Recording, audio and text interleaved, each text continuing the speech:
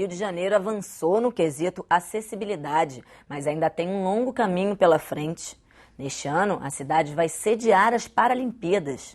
Será que estamos preparados para receber os atletas? Como é o dia a dia das pessoas com deficiência que moram aqui? Quais são as principais dificuldades que elas encontram? No programa de hoje, vamos saber como a cidade está trabalhando para incluir essa parcela da população que tem necessidades especiais. Meus convidados são a deputada Tânia Rodrigues e o primeiro presidente do Comitê Paralímpico Brasileiro, João Batista de Carvalho. Queria agradecer a presença dos senhores, da senhora deputada. E antes da gente começar a nossa conversa, eu vou pedir um minutinho e a gente vai assistir um VT com alguns dados de acessibilidade para o pessoal de casa ficar inteirado no assunto. Pelo menos 45 milhões de pessoas no Brasil têm algum tipo de deficiência, de acordo com o censo do IBGE de 2010. No estado, são quase 4 milhões, o que representa pouco mais de 24% da população fluminense. A mais frequente é a deficiência visual, seguida da motora, auditiva e mental. Ainda não existe um estudo concluído que mostre a parcela de moradores do município do Rio de Janeiro que é afetada por algum desses problemas. Em busca de informações precisas, o Rio Solidário, em parceria com o Sebrae Rio, vai produzir o mapa da pessoa com deficiência. A pesquisa está sendo desenvolvida com as 92 prefeituras e tem o objetivo de identificar e localizar as pessoas que possuem deficiência. A partir dessas informações, vai ser criado um banco de dados que poderá ajudar na elaboração de políticas públicas voltadas para melhorar a qualidade de vida dos deficientes que vivem no Rio de Janeiro. Deputada, como eu falei ali no VT, ainda não existe esse estudo específico sobre os dados do município, né? A gente se baseia nesse censo ainda de 2010, que dá os números do Brasil e os números do estado do Rio de Janeiro. E como que a gente sabe, mais ou menos, tem uma ideia da quantidade de pessoas que moram aqui na cidade do Rio que tem algum tipo de deficiência? Olha, eu acredito que realmente esse número ele seja até maior, né? Se você levar em conta hoje que os problemas que a gente vem enfrentando com a saúde, né, da não prevenção de várias doenças, né? Agora a gente tem o caso da microcefalia, que vai tá tendo vários bebês com problemas severos, né? Eu acredito que esse censo ele pode mostrar que nós temos muito mais pessoas com deficiência. O que eu acho, a diferença do censo de 2010 para o censo de hoje, eu acredito que seria no tipo de deficiência. Hoje, e eu acho que principalmente a gente já tinha esse estudo mais ou menos na região norte e nordeste, o aumento era muito maior o número de pessoas com deficiências intelectuais. E não da visão, como e não a gente da visão, fala que é ali conforme no o censo mostrou ali. Então, mas com essa queda do atendimento básico à saúde, eu acho que tenha piorado bastante e nós tenhamos muito mais pessoas com deficiência, não só no nosso estado, mas no nosso país. E o senhor já foi presidente do Comitê Paralímpico Brasileiro, já conviveu muito com essa situação. O que o senhor acha desse mapa que o Sebrae está fazendo junto com o Rio Solidário? O senhor acha que daí eles vão conseguir, de fato, ter dados específicos? Eu acho que por ser uma coisa concentrada, provavelmente os resultados serão melhores, né, do que o censo de 2010. No censo de 2010, por um acaso, minha casa foi uma das escolhidas, né, para passar pelo questionário, mas não sobre a questão da deficiência. Então, a recenseadora me perguntou sobre várias questões e não tocou no assunto. E não tocou no assunto porque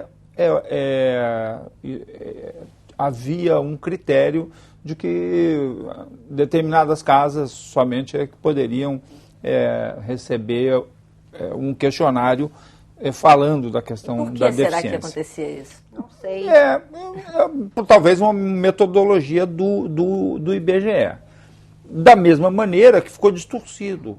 Né? Quer dizer, a gente trabalhou sempre com o número da Organização das Nações, da OMS, da Organização das Nações Unidas, que dizia que 10% da população mundial era portadora de deficiência, com uma incidência muito maior para a área de deficiência intelectual. Né? Depois, os físicos motores, depois os auditivos e, por último, os visuais. Então, isso inverteu-se. Né? Você tem hoje, por exemplo, Niterói, tem 300, 400 mil habitantes, dos quais 107 mil são pessoas com deficiência e a maioria esmagadora com deficiência visual. Mas esses números, eles são bastante importantes para que você saiba exatamente quantos são as pessoas que você pretende atender. Né? Quer dizer, o poder público, ele via de regra, ele costuma associar uma coisa à outra. Se eu não tenho pessoas com deficiência, para que eu vou fazer políticas públicas voltadas para esse segmento? Ainda que nós tivéssemos uma, duas pessoas, eu acho que era necessário. Nós temos uma população que envelhece na medida do passar do tempo. Vai precisando de cuidados ao longo do tempo. Ao longo do tempo. Nós temos pessoas que, por uma questão qualquer, estão transitoriamente dependendo de acessibilidade. Nós temos aqueles que têm mobilidade reduzida. Né? Uma limitação, mas que não é total. Que não é isso. Eu acho que a gente precisa produzir, na verdade, políticas públicas voltadas para todos. Né? O que se preconiza é o desenho universal, né? Que possa todas as pessoas atenderem. Eu acho que a gente tem que ser visto, como o João colocou aqui, não importa, quando a gente começou no movimento das pessoas com deficiência, todo mundo perguntava para a gente, quantos vocês são? Eu falei, não importa quantos nós somos, se tiver uma pessoa é direito de cidadania. Então o que acontece? As pessoas nos Estados Unidos, se você for no deserto da Califórnia, Nevada, esse negócio todo, tiver um restaurante ou tiver um lugar para você fazer uma pousada para você beber água e ir ao banheiro, você vai ter banheiro adaptado, você vai ter condições de usar aquele banheiro. Aqui não. Aqui as pessoas acham que elas estão fazendo uma benesse. Por quê? Porque a nossa cultura vem desde o tempo de Dom Pedro, quando começou a ilhar e a separar o deficiente da sua família, criando o Benjamin Constant e o Innes. Então, o que acontece? Vamos segregar todos lá, os deficientes físicos que não puderem se locomover ficam em casa. Então, na verdade, você só não vê muito deficiente, e a gente hoje já vê muito mais, porque as pessoas não saem das suas casas. Não tem condições dignas, na verdade, para isso. Exatamente, você vai sair, mora num lugar de difícil acesso. Aí se você conseguir que alguém te carregue no colo, te traga até a rua, aí você vai pegar o ônibus não está adaptado. Aí, ou às vezes está adaptado, mas o elevador não está funcionando. Aí você vai precisar de uma pessoa que te carregue no colo, que te bote dentro do ônibus. Aí você, na hora de saltar, a mesma coisa. Aí o motorista já ficou possesso, porque demorou a beça, né, para você subir. Então, para você conseguir fazer isso, você não consegue, por exemplo, ir ao trabalho. Porque isso seria uma coisa diária, né? Então, você faz isso periodicamente e, geralmente, todo mundo que nos vê acha que a gente está indo ao médico, porque geralmente é assim. Então a gente ainda pode dizer que nos dias atuais, em 2016, existe ainda uma discriminação contra as pessoas com deficiência? Existe uma falta de preocupação do poder público com a cidadania das pessoas de um modo geral, porque como o João colocou, a população está envelhecendo, né? E a mobilidade vai ficando reduzida. E você, por exemplo, em locais que são extremamente populosos com relação ao idoso, que eu vou dar um exemplo aqui, Copacabana e Icaraí e Niterói, você tem que se preocupar. Pedra Portuguesa é ótimo, é lindo, maravilhoso, para quem criou. Porque pra gente é péssimo, né? Pra mulher que usa salto alto, também é péssimo. Pra idoso que tem dificuldade de locomoção, pra criança que está aprendendo a andar ou não, é horroroso. Então, o que acontece? Você tem muita morte que acontece em decorrência da pessoa ter sofrido uma lesão ao cair numa pedra portuguesa sem que você associe. Né? Porque ela quebrou a perna e ela ficou deitada, e ela teve uma pneumonia, ela teve um problema respiratório, faleceu. Isso não entra nos dados. Isso não entra nos dados. Eu tenho um caso que, uma determinada oportunidade, uma pessoa dona de um restaurante conversando comigo sobre a questão do banheiro. Né? Bom, eu fazer um banheiro acessível no meu estabelecimento me tira uma quantidade de mesas. Então eu vou diminuir a possibilidade de atender pessoas. E aí ele nunca vai querer sair do lucro dele pensando num bem maior, que é o que deveria ser feito. Eu disse para ele, eu tenho a solução para o seu problema. Você, ao invés de aumentar o banheiro, você diminui.